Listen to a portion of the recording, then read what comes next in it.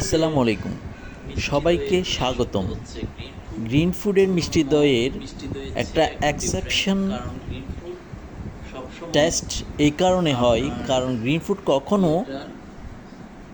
ক্রিমটা সেপারেট করে না। গ্রিন ফুড অলওয়েজ সেপারেশন মেশিনের সাপোর্টিং ছাড়াই ন্যাচারাল ওয়েতে মিষ্টি দই প্রডিউস করে থাকে। সেই জন্য গ্রিন ফুড একটু ডিফারেন্ট, গ্রিন ফুডের স্বাদটা একটু ডিফারেন্ট।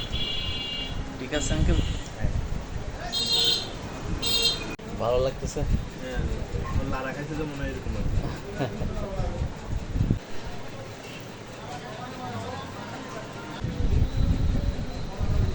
অনেক স্বাদ আছে। স্বাদ আছে। কেমন হয়েছে আঙ্কেল? আপনারা জানেন এই গ্রিন ফুড সবসময় অর্গানিক জিনিস বিক্রি করে। ওনাদের দইটার দেখেন কীরকম ক্রিমি টাইপসের। আপনি এটা একবার